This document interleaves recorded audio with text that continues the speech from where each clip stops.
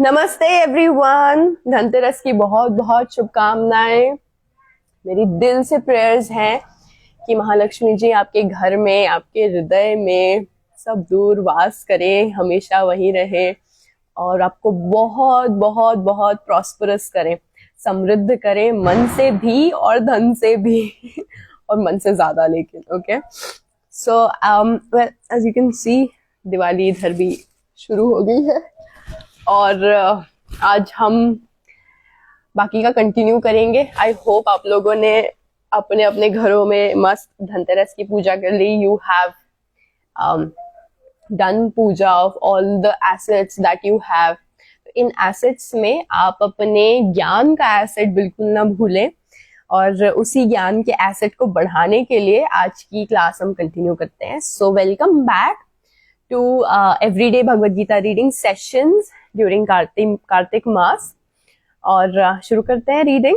Okay, हमने कल we left at chapter 4 shloka number 10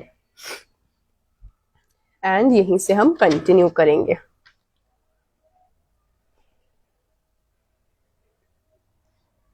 all right, so there we go. ब्रह्माण्याधाय कर्माणि संगं त्यक्त्वा करोति यः लिप्यते न स पापेन पद्मपत्र विमांभसा। जो व्यक्ति कर्मफलों को परमेश्वर को समर्पित करके आसक्ति रहित होकर अपना कर्म करता है, वह पाप कर्म से उसी प्रकार अप्रभावित रहता है जिस प्रकार कमलपत्र जल से अस्पृश्य रहता है।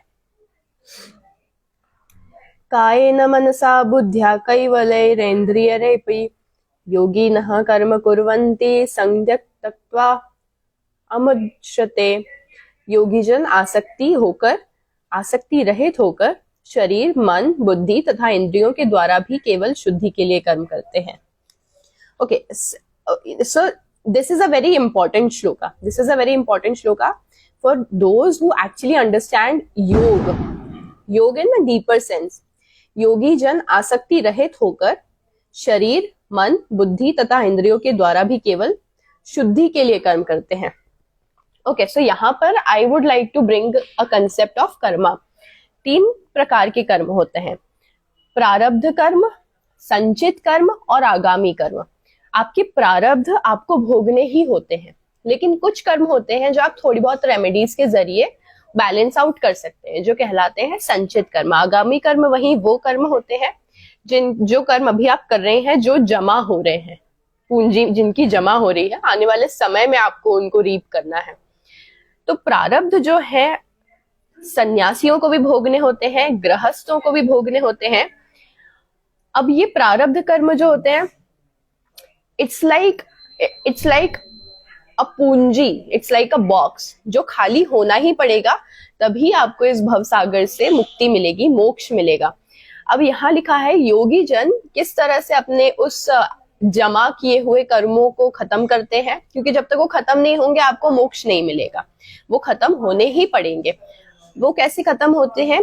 आसक्ति रहित होकर शरीर, मन, बुद्धि तथा इंद्रियों द्वारा कर्म करते हैं शुद्धि के लिए, शुद्धिकरण के लिए, कि सारे कर्म छटते जाएं। अटैचमेंट आपका जिन जिन कर्मों से होता है उन कर्मों के आपको फल मिलते हैं, लेकिन जिन कर्मों से आपका अटैचमेंट नहीं होता है, जिससे आपकी आसक्ति नहीं होती है, उनका फल नहीं बनता, वो कर्म पूंजी में जमा नहीं होते हैं। Okay, this is something that is very profound and it is actually for the yogis who are on advanced levels. तो हो सकता है कि आप इस चीज से रिलेट ना कर पाए, लेकिन अगर आप रिलेट कर पा रहे हैं, you're on the right path, dude. All right. युक्तः कर्म फलं त्यक्त्वा शान्तिमाप्नोति नैष्ठिकीम् अयुक्तः कामकारेण फले सक्तो निबध्यते। निश्चल भक्त शुद्ध शांति प्राप्त करता है, क्योंकि वह समस्त कर्मफल मुझे अर्पित कर देता है। किंतु जो व्यक्ति भगवान से युक्त नहीं है और जो अपने श्रम का फलकामी है, वह बंध जाता है। जो व्यक्ति भगवान से युक्त नहीं है और जो अपने श्रम का फलकामी है, फलकामी as in those who desire fruits out of their karmas, which we all do in some sense, but when we involve the Almighty, when we do it for the divine power, तो फिर आप उससे छूट जाते हैं, आप उससे बंधते नहीं हैं।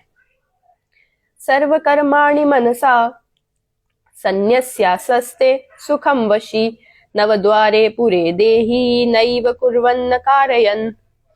जब देहधारी जीवात्मा अपनी प्रकृति को वश में कर लेता है और मन से समस्त कर्मों का परित्याग कर देता है, तब वह 9 द्वारों वाले नगर भौतिक शरीर के लिए के बिना कुछ किए कराए सुखपूर्वक रहता है। न कर्तृत्वं न कर्माणि लोकस्य सृजति प्रभुः न कर्मफलं संयोगं स्वभावस्तु प्रवर्तते। शरीर रूपी नगर का स्वामी देहधारी जीवात्मा न तो कर्म का सृजन करता है, न लोगों को कर्म करने के लिए प्रेरित करता है, न ही कर्मफल की रचना करता है। यह सब तो प्रकृति के गुणों द्वारा ही किया जाता है। शरीर रूपी नगर का स्वामी देहधारी जीवात्मा न तो कर्म का सृजन करता है। Action is not born out of us. No, कर्म हमसे जन्मता नहीं है। न लोगों को कर्म करने के लिए प्रेरित करता है। We cannot motivate others to act. It has to come from within. न ही कर्म फल की रचना करता है। This is sort of explaining theory of energy. Energy is neither born nor destroyed. It just transforms. जो ये सब तो प्रकृति के गुणों द्वारा ही किया जाता है। प्रकृति ही इस एनर्जी को ट्रांसफॉर्म करती है, इसी एनर्जी को रोटेट करती है।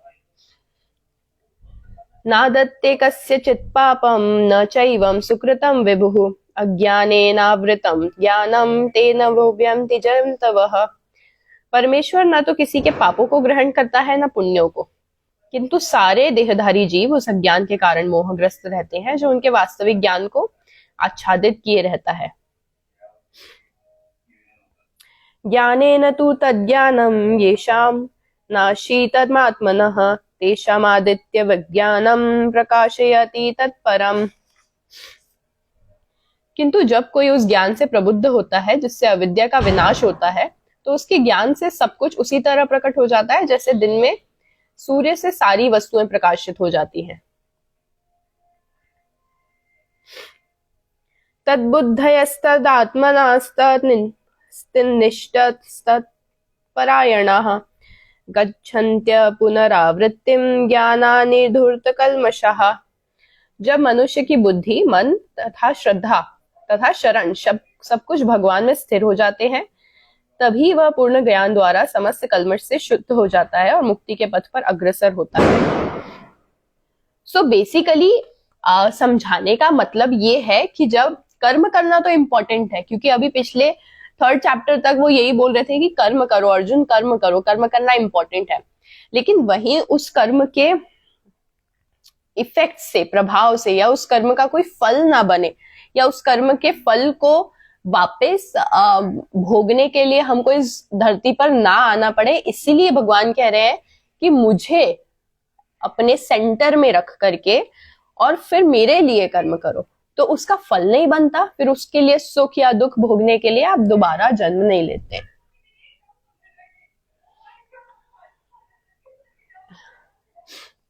विद्या विनय संपन्ने ब्राह्मणे गविहस्तानि श्रुनि चैव श्वपाके च पंडितः समदर्शिनः। विनम्र साधु पुरुष अपने वास्तविक ज्ञान के कारण एक विद्वान तथा विनीत ब्राह्मण गाय, हाथी, कुत्ता तथा चांडाल को समान दृष्टि से, समभाव से देखते हैं। ऑल राइट, विद्वान साधु पुरुष अपने वास्तविक ज्ञान से। वास्तविक ज्ञान वही है जो आपको हर तरह के एंटिटी को, हर तरह के व्यक्ति को, बेसिकली हर तरह के सोल के इनकारनेशन को समभाव से देखे। अगर ये समभाव नहीं है तो वो वास्तविक ज्ञान नहीं है, और वो विनम्र साधु पुरुष तो बिल्कुल भी नहीं है। Also, these are the ways how we understand कि किसे आपने को साधु पुरुष आपने समझना है और किसे आपने समझ जाना है, ढोंग है। हम कहते हैं कि भगवान जी सब दूर कहते हैं कि गुरु का इंपॉर्टेंस है, गुरुदेव का इंपॉर्टेंस है, लेकिन कहीं नहीं बताया गया कि गुरु ढूंढे कैसे। नहीं बताया गया है, साफ बताया गया है कि गुरु होते कैसे हैं, आपको गुरु से एक्सपेक्ट क्या करना होता है। आप सिर्फ हम सभी उस नजर से स्क्रिप्चर्स को पढ़ नहीं पाते हैं। हम स्क्रिप्चर्स को केवल भगवान की वाणी कहकर दोहरा के खत्म कर देते हैं, निपटाओ, खत्म करो, पढ़ लो। लेकिन scriptures are actually manual, they are actually guiding you towards every single thing. अगर स्क्रिप्चर्स में लिखा है गुरु इंपॉर्टेंट है, तो उन्हीं स्क्रिप्चर्स में ये भी बताया गया है कि सही गुरु कैसे ढूंढा जाए। क्योंकि ऑब्वियसली ऊपर वाले ने ये तो सोच के रखा होगा कि कलयुग होगा तो हर तरह की चीजें होंगी ही, तो उसमें जेन्युइन ऑथेंटिक चीज को कैसे तलाशा जाए, ये समझने की जो सोए है, फैसिलिटी है, ये भी ऊपर वाले ने करके रखी है। We just need to have an eye for that. इहैव तैर्जतः यसर्गो येषां साम्ये स्थितं मनः निर्दोषम ही समं ब्रह्म तस्मात् ब्रह्माणि ते स्थितः। जिनके मन एकत्व तथा समता में स्थित है, उन्होंने जन्म तथा मृत्यु के बंधनों को पहले ही जीत लिया है। वे ब्रह्म के समान निर्दोष हैं और सदा ब्रह्म में ही स्थिर रहते हैं। सारे जीवन हम सुनते आए हमारे बड़ों से कि उन्हें चाहिए मोक्ष। जितनी पूजा पाठ वो कर रहे हैं, जितने दान धर्म कर रहे हैं, उनको चाहिए मोक्ष। मोक्ष क्या है? मोक्ष यही है, सब यही है। अगर आप यहां रह करके अनासक्त नहीं है, तो आप वहां जाकर भी मोक्ष में नहीं रह पाएंगे।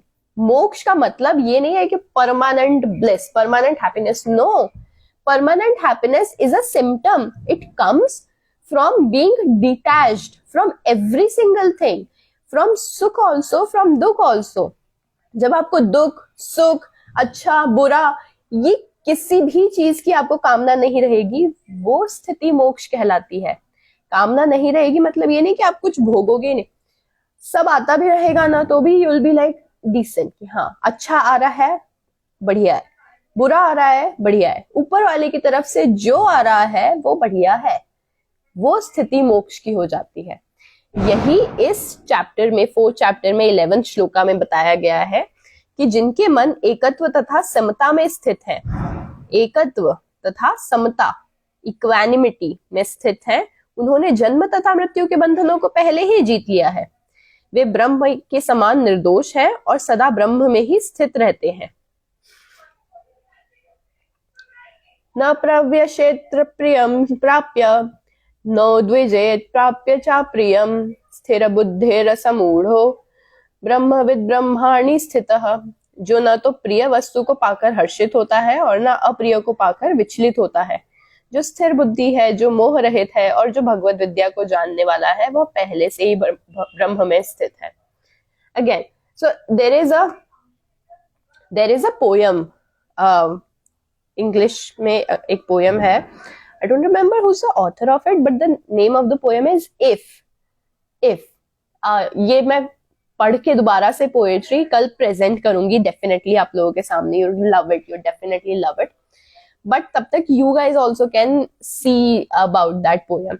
उसमें एग्जैक्ट सेम चीज लिखी है कि वो व्यक्ति जो सब कुछ पाकर के ना हर्षित होता है, ना बहुत ज्यादा खुश होता है, या ना ही सब कुछ खो जाने पर दुखी होता है, दैट पर्सन वो ऑलरेडी ब्रह्म में स्थित है, which basically means that person is already liberated.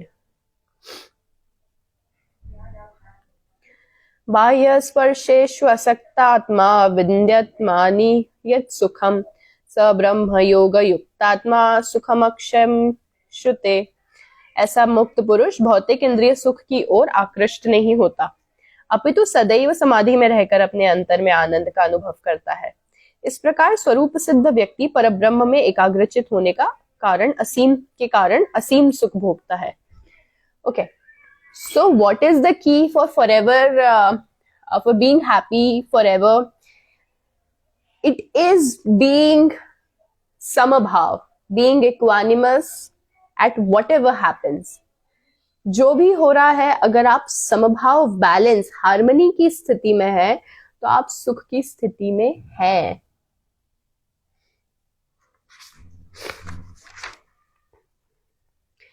ये ही संस्पर्शजा भोगा दुखयो नय एव ते आद्यन्तवन्त कौन्तेय न तेषु रमते बुधः। बुद्धिमान मनुष्य दुख के कारणों में भाग नहीं लेता, जो कि भौतिक इंद्रियों के संसर्ग से उत्पन्न होते हैं। हे कुंती पुत्र, ऐसे भोगों का आदि तथा अंत होता है, अतः चतुर व्यक्ति उनमें आनंद नहीं लेता। अब ये बहुत अल्टीमेट चीज है, अल्टीमेट श्लोक है ये। क्यों? क्योंकि भगवान जी खुद कह रहे हैं कि बाहर तो सुख है ही नहीं।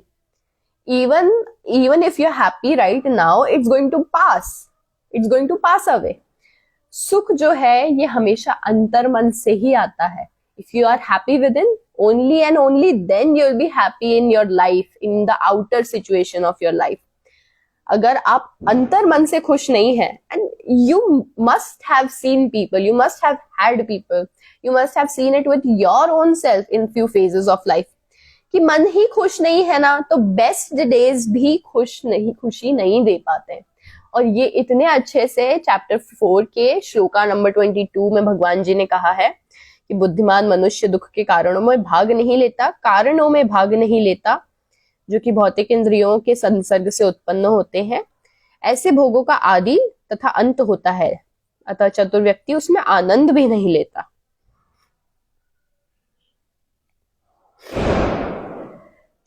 शक्नोति हैव यः सोढुं प्राक् शरीर विमोक्षणात् काम क्रोधोद्भवं वेगम स युक्तः स सुखी नरः।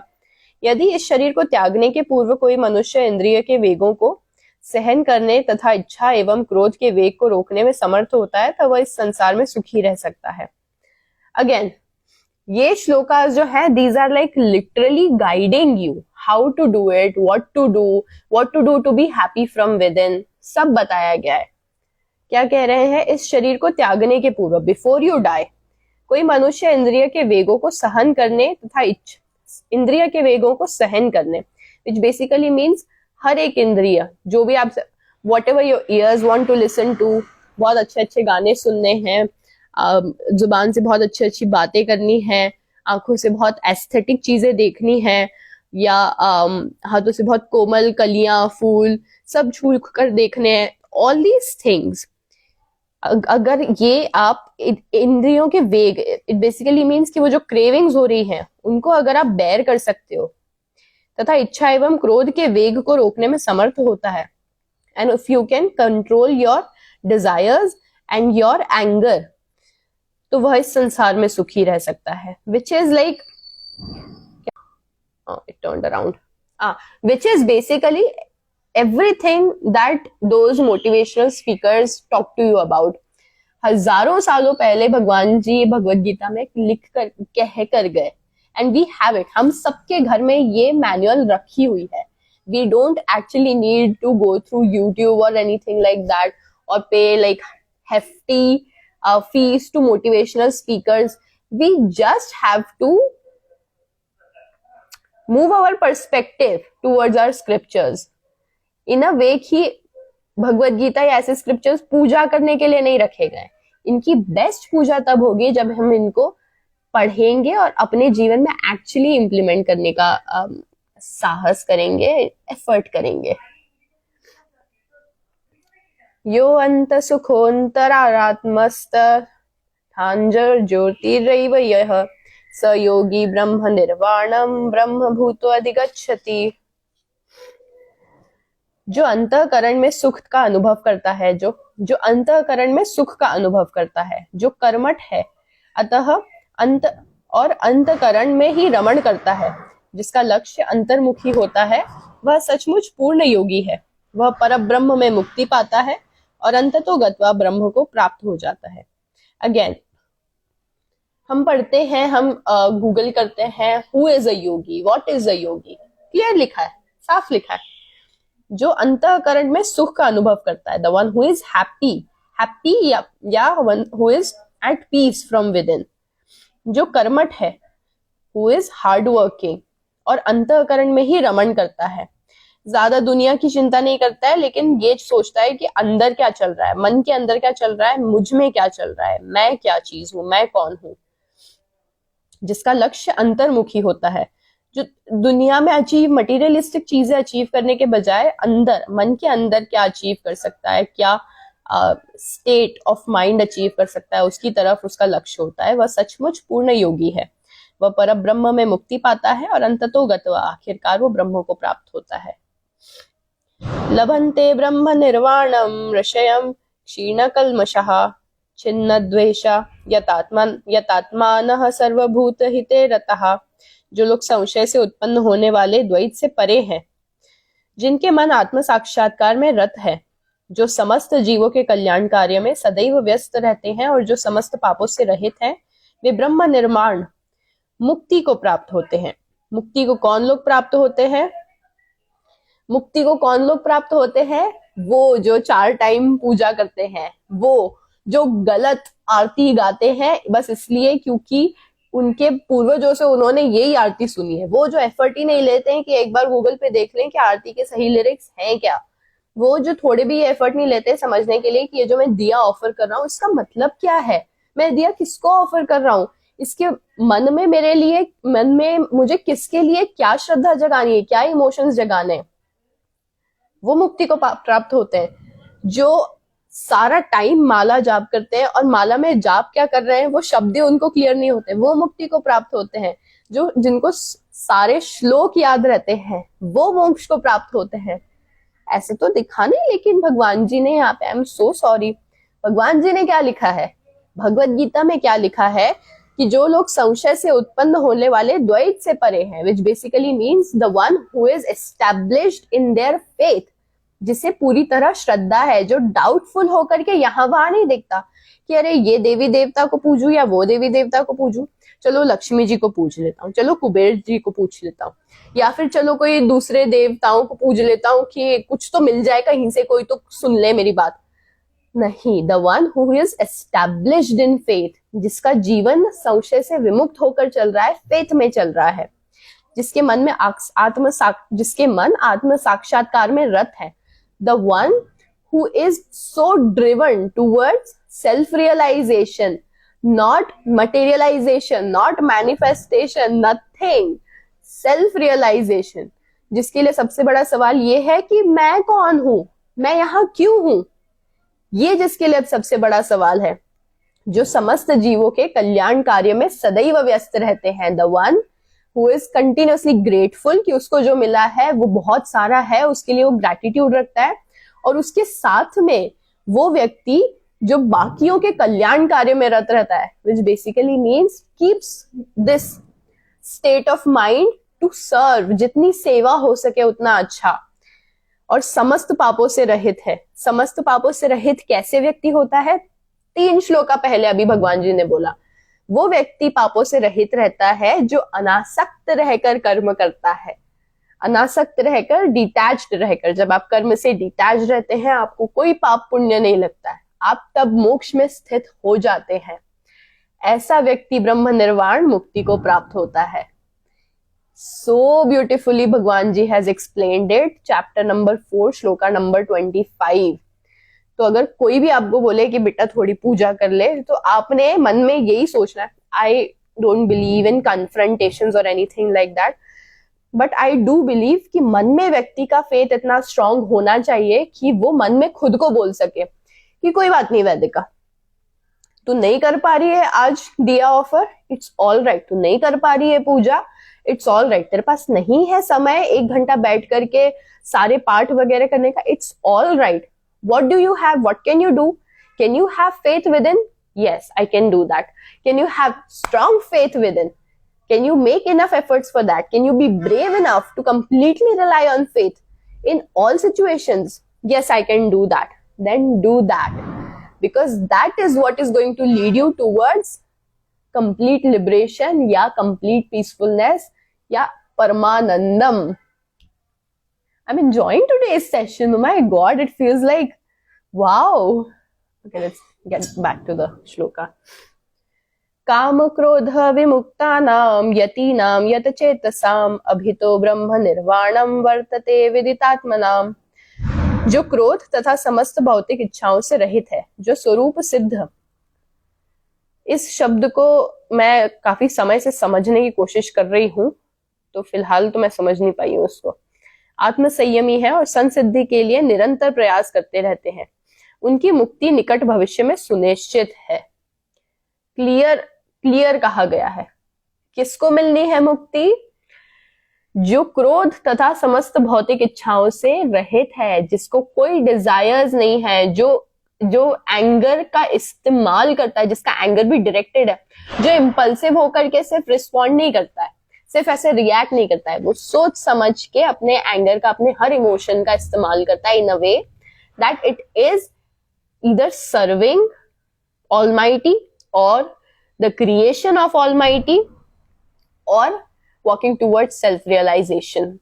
भौतिक इच्छाओं से रहित है, जो आत्म संयमी है, सेल्फ हार्मनी, मन में सब संयम है, और संसिद्धि के लिए निरंतर प्रयास करते हैं। ये बहुत इंपॉर्टेंट है कि इसका मतलब ये नहीं है कि मुझे गुस्सा भी नहीं आता, मुझे डिजायर्स भी नहीं है, मैं एकदम कंप्लीट हार्मनी में हूं और मैं बैठी हुई हूँ अपने घर में इस सोफे पे और मैं कुछ भी नहीं कर रही हूँ। नहीं, जो संसिद्धि के लिए निरंतर प्रयास करते रहता है, इसका मतलब ये है जो कंटिन्यूअसली परम पुरुषार्थ के साथ काम करता रहता है, to become better version of self, to become better in all aspects of life, but still being detached from it, अनासक्त रहकर।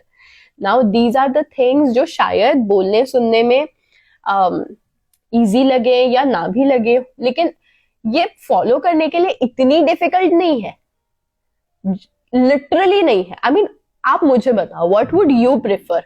वुड यू प्रेफर 4 घंटे का यज्ञ, या would you prefer life time of such a beautiful lifestyle that gives you sense of peace also, and it pushes you towards that ultimate goal of your soul, higher purpose, which is liberation, which is Paramanandam? What would you prefer? I really want to know that.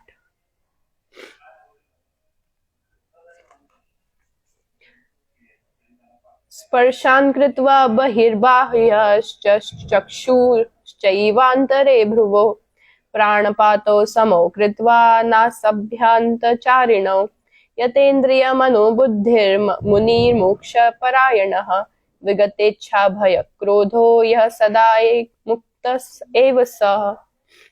समस्त इंद्रिय विषयों को बाहर करके दृष्टि को भौहों के मध्य केंद्रित करके, okay I think let's read it again. समस्त इंद्रिय विषयों को बाहर करके दृष्टि को भौहों के मध्य में स्थित करके प्राण तथा अपान वायु को नथुनों के भीतर रोककर और इस तरह मन, इंद्रियों तथा बुद्धि को वश में करके जो मोक्ष को लक्ष्य बनाता है, वह योगी इच्छा, भय तथा क्रोध से रहित हो जाता है। जो निरंतर इस अवस्था में रहता है वह अवश्य मुक्त है। मेडिटेशन कैसे किया जाए? योग कैसे किया जाए? प्राणायाम किस तरह किया जाए? योग जो है, it's basically for your own mind, it's more for mind than it is for body. योग में मानते हैं कि जो आपके मन में होता है वो बॉडी में मैनिफेस्ट होता है। इसीलिए कोशिश की जाती है योग में कि आप मन को काबू में लाए, मन को हार्मनी में लेकर आए, तो आपकी बॉडी में वो चीज मैनिफेस्ट होती है। क्या किया जाए, कैसे किया जाए, किससे पूछा जाए? यूट्यूब किया जाए, गूगल किया जाए, 100 टेक्निक्स ऑफ मॉडर्न मेडिटेशन। कुछ जरूरत नहीं है कुछ करने की। नई टेक्निक्स अगर आपको सूझ रही है तो आप करो अपने हिसाब से। यहाँ तो लिख के रखा है, साफ लिख के रखा है। समस्त इंद्रिय विषयों को बाहर करके block out all the information, all the input of information. दृष्टि को भौहों के मध्य में केंद्रित करके फोकस ऑन योर थर्ड आई चक्रा। प्राण तथा अपान वायु को नथुनों के भीतर रोक करके, ये प्राणायाम का हिस्सा है। जो योग और प्राणायाम इन सारी चीजों की फिलोसॉफी से थोड़ी बहुत परिचित है, उनके लिए ये चीज समझना बड़ी आसान रहेगी। और इस तरह मन, इंद्रियों तथा बुद्धि को वश में करके, controlling your mind, senses and your brain, not using them basically, जो मोक्ष को लक्ष्य बनाता है, the one who makes liberation या फिर परमानंद को अपना लक्ष्य बनाता है, वह योगी इच्छा। That person can get rid of all his desires, fear and anger. जो निरंतर इस अवस्था में रहता है वह अवश्य ही मुक्त हो जाता है। इसी प्रकार जो है, कहीं आपने कई सारे ऐसी चीजें सुनी होंगी या कहीं सारे ऐसे फोटोज देखे होंगे कि योगी जब बहुत एडवांस स्टेज पर पहुंच जाते हैं। बहुत एडवांस योगी अपने मरने का समय खुद तय करते हैं। They decided for themselves कि when they want to leave this body. And how do they decide it? They decided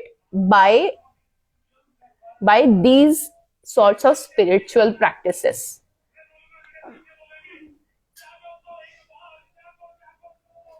भोक्तारं यज्ञतपसां सर्वलोकमहेश्वरं सुहृदं सर्वभूतानां ज्ञात्वा मां शान्तिमृच्छति। मुझे समस्त यज्ञों तथा तपस्याओं का परम भोक्ता, समस्त लोकों तथा देवताओं का परमेश्वर एवं समस्त जीवों का उपकारी एवं हितैषी जानकर मेरे भावनामृत में से पूर्ण पुरुष भौतिक दुखों से शांति लाभ करता है। ओके, अब नेक्स्ट चैप्टर है, चैप्टर 6 इज ध्यान योग। ओके, मैं चैप्टर 4 बोले जा रही थी, इतनी देर से हम चैप्टर 5 पे हैं ऑलरेडी। कल हम शुरू करेंगे चैप्टर 6 ध्यान योग, और मुझे ऐसा लगता है कि ये चैप्टर और ज्यादा इंटरेस्टिंग होने वाला है। Guys, we are stepping in the interesting part of Bhagavad Gita. Are you excited? Because I am like seriously enjoying this. I'm enjoying this to the depth of my heart. I'm just enjoying this so much.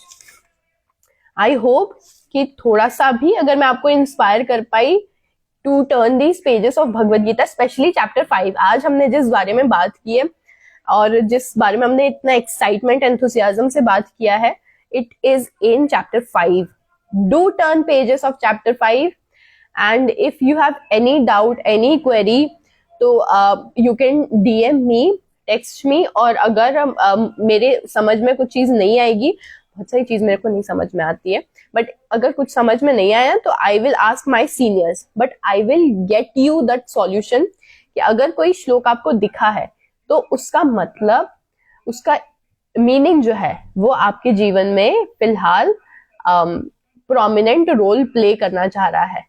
So if you can't understand that meaning because of Hindi, because of literature, because of anything, for any random reason, let me know. Okay, I will help you in that. And if I couldn't, I will ask my seniors, but we will get you through this.